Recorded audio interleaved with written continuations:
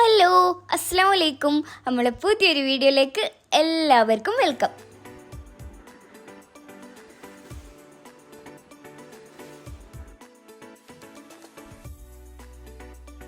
അപ്പോൾ ഇന്നത്തെ നമ്മളെ റെസിപ്പി നല്ല ഫിഷ് മോളി കറിയാണ്.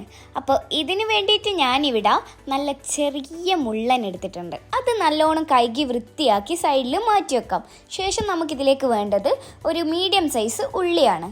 അത് നല്ല സ്ലൈസായി കട്ട് ചെയ്തെടുക്കണം ഇതേപോലെ. ഇനി നിങ്ങൾക്ക് എരിവിനനുസരിച്ചുള്ള പച്ചമുളക് എടുക്കാം. ഞാനിവിടെ 5-6 പച്ചമുളക് എടുത്തിട്ടുണ്ട്. അത് ഇതേപോലെ നല്ല സ്ലൈസായി കട്ട് ചെയ്തെടുക്കുക. ഇത് രണ്ടുമാണ് നമുക്ക് കറിക്ക് ആവശ്യമായ വെജിറ്റബിൾസ്. ഇനി ഒരു ചട്ടി വെച്ചിട്ട് അതിലേക്ക് 50 ഗ്രാമോളം ബട്ടർ ആഡ് ചെയ്തെടുക്കുക. അതൊന്ന് മെൽറ്റായി വന്നാൽ ഉള്ളിയും പിന്നെ നമ്മൾ അരിഞ്ഞു വെച്ച പച്ചമുളകും ഇതിലേക്ക് ആഡ് ചെയ്തെടുക്കുക.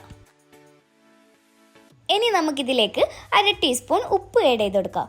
ഇപ്പം 1/2 ടീസ്പൂൺ ആഡ് ചെയ്താൽ മതി, ബാക്കി നമുക്ക് പിന്നെ ആഡ് ചെയ്യാം. ഇനി അതൊന്ന് സോട്ട് ചെയ്തെടുത്തതിന് ശേഷം നമുക്ക് മൂടി വെച്ചിട്ട് വാട്ടിയെടുക്കാം.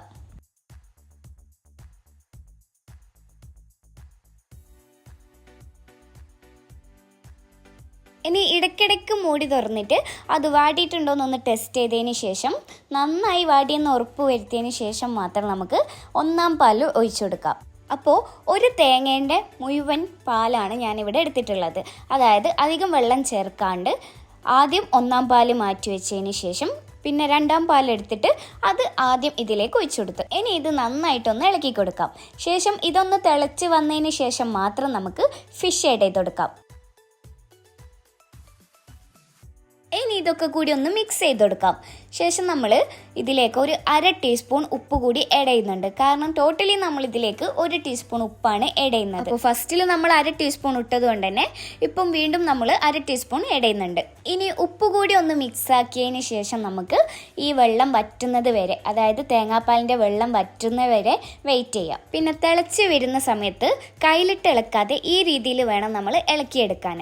ഇനി ആ വെള്ളം വറ്റിക്കഴിഞ്ഞതിന് ശേഷം നമുക്ക് നല്ല കട്ടിയുള്ള 1-ാം പാൽ ഒഴിച്ചു കൊടുക്കാം.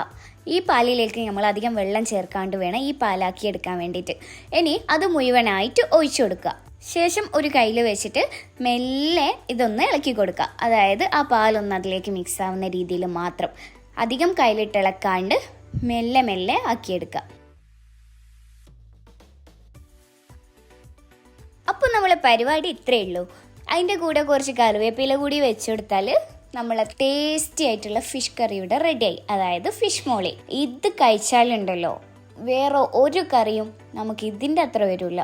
അപ്പോൾ ഇഞ്ച വീഡിയോ ഇഷ്ടപ്പെട്ട ലൈക്ക് ചെയ്യാനും ഷെയർ ചെയ്യാനും സബ്സ്ക്രൈബ് ചെയ്യാനും മറക്കല്ലേ. അപ്പോൾ പുതിയൊരു വീഡിയോ ആയിട്ട് കാണും വരെ മസ്സലാമ.